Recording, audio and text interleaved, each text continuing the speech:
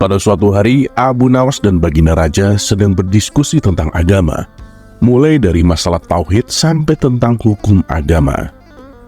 Baginda Raja bertanya tentang masalah wudhu.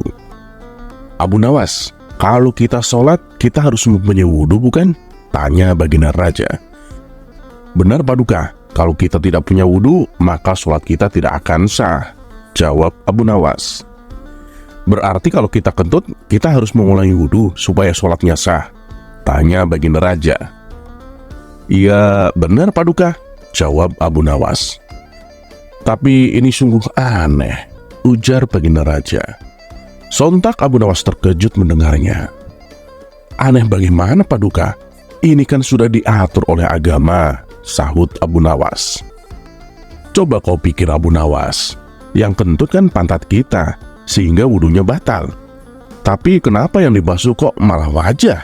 tanya Baginda Raja. Dengan entengnya Abu Nawas menjawab, "Begini Paduka, coba ketika Paduka kentut di hadapan orang-orang, yang malu wajah Paduka atau pantat Paduka?" kata Abu Nawas balik bertanya. "Ya tentu saja wajah saya," jawab Baginda Raja. "Nah itu Paduka tahu, mana ada pantat punya rasa malu Paduka. Oleh sebab itulah yang dibasuh adalah wajah," celetuk Abu Nawas. Dan seketika Baginda Raja pun tertawa dan memuji kecerdasan Abu Nawas. Kisah selanjutnya.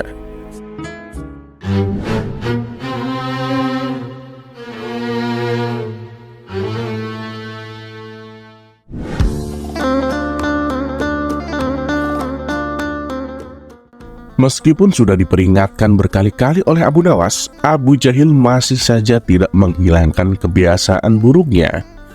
Kebiasaan buruknya tersebut adalah minum minuman arak. Menurut anggapan Abu Jahil, minum minuman arak tak ubahnya seperti makan buah anggur. Tak perlu disalahkan, apalagi menghukuminya haram. Sebab minuman arak juga terbuat dari buah anggur. Dan suatu ketika, Abu Nawas hendak ke masjid. Ia kembali mendapati Abu Jahil sedang mabuk-mabukan di pinggir jalan. Kebetulan saat itu melintas para prajurit istana tengah berpatroli. Mereka pun segera menangkap Abu Jahil dan dibawanya ke istana untuk mendapatkan hukuman. "Hai Abu Jahil, kamu tidak ada kapok-kapoknya. Selalu saja bikin kesalahan yang sama," bentak Baginda Raja. "Memangnya apa yang salah dengan perbuatan hamba Paduka?" protes Abu Jahil. "Mabuk minuman keras di pinggir jalan kau bilang tidak salah? Secara hukum agama saja sudah diharamkan, masih saja mengaku tidak salah," hardik Baginda Raja. "Ampun Paduka yang mulia, sebelumnya izinkan saya membela diri," pinta Abu Jahil. "Silahkan, apa pembelaanmu?" kata Baginda Raja. "Saya akan membuktikan kalau minuman arak itu halal Paduka. Paduka tentu sudah tahu kan, pembuatan minuman arak terbuat dari buah anggur dicampur air yang kemudian dikeringkan di bawah sinar matahari. Sekarang saya mau tanya, apakah haram memakan buah anggur?"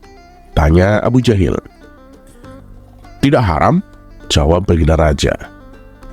"Apakah haram jika setelah makan anggur kemudian minum air?" tanya Abu Jahil. "Itu juga tidak haram," jawab Baginda Raja. "Terus bagaimana jika setelah saya makan anggur dan minum air, lalu saya duduk di bawah sinar matahari?" tanya Abu Jahil. "Itu tidak ada masalah," jawab Baginda Raja. "Bila demikian, ketika adonan buah anggur dan air dijemur di bawah terik matahari, bagaimana ini bisa menjadi haram? Padahal tidak ada bedanya dengan yang tadi saya katakan," tutur Abu Jahil. Mendengar hal itu Baginda Raja terdiam. Ia bingung harus berkata apa. "Ya, tapi kan dalam ajaran agama kita mengharamkan minuman keras," ujar Baginda Raja. "Jangan bicara hukum agama Paduka, kita pakai logika saja," balas Abu Jahil. Untuk kedua kalinya Baginda Raja tak bisa berkutik.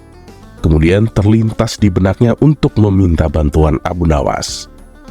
"Baiklah Abu Jahil, sebelum aku memutuskan kamu salah atau tidak, aku akan panggil Abu Nawas kemari," kata Baginda Raja.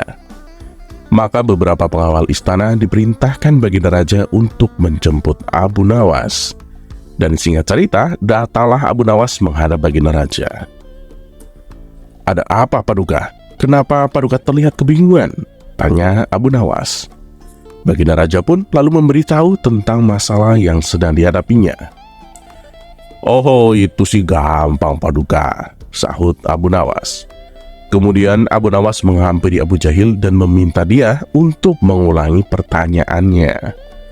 Dengan penuh percaya diri, Abu Jahil mulai bertanya, "Begini Abu Nawas, tentu kamu sudah tahu kan pembuatan minuman arak terbuat dari buah anggur yang dicampur air, kemudian dikeringkan di bawah sinar matahari. Nah, sekarang saya mau bertanya, apakah haram saya memakan buah anggur?" tanya Abu Jahil. "Itu tidak haram Abu Jahil," jawab Abu Nawas. "Apakah haram jika setelah makan anggur kemudian saya minum air?" tanya Abu Jahil. "Itu juga tidak haram Abu Jahil," jawab Abu Nawas. "Nah, terus bagaimana jika setelah saya makan anggur dan minum air, lalu saya duduk di bawah sinar matahari?" tanya Abu Jahil. "Tidak ada masalah Abu Jahil," jawab Abu Nawas. "Bila demikian, ketika adonan buah anggur dan air dijemur di bawah terik matahari, bagaimana ini bisa menjadi haram? Padahal kan tidak ada bedanya dengan yang tadi saya katakan," tutur Abu Jahil. "Wahai Abu Jahil, sebelum aku menjawab pertanyaanmu, aku akan bertanya terlebih dahulu. Jika segenggam tanah aku lemparkan di rambut kepalamu, apakah berbahaya?" tanya Abu Nawas.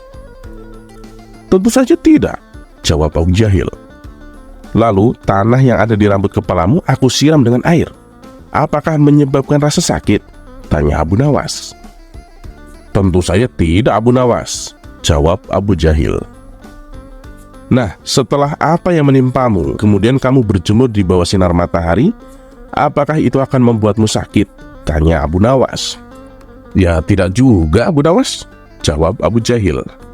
"Sekarang begini Abu Jahil, jika aku mengolah segenggam tanah dicampur air, lalu aku jemur di bawah sinar matahari hingga menjadi batu bata, kemudian aku lemparkan ke kepalamu, apakah terasa sakit?" "Wah, tentu saja sakit Abu Nawas, dan itu bisa menyebabkan pendarahan," jawab Abu Jahil. Nah, jadi kesimpulannya adalah adonan tanah dan air yang menjadi batu bata bisa melukai manusia. Demikian pula dengan adonan buah anggur dan air yang kemudian menjadi minuman keras, itu bisa menjadikan banyak masalah dan adalah wajib menghukum peminumnya, terang Abu Nawas. Mendengar penjelasan Abu Nawas, Abu Jahil tak mampu mendebatnya, sementara Baginda Raja memuji kecerdasan Abu Nawas. "Bagaimana Abu Jahil? Apakah kamu masih mau mengelak?" tanya Baginda Raja. Abu Jahil hanya terdiam. Ia pun akhirnya dimasukkan ke dalam penjara untuk menjalani hukuman.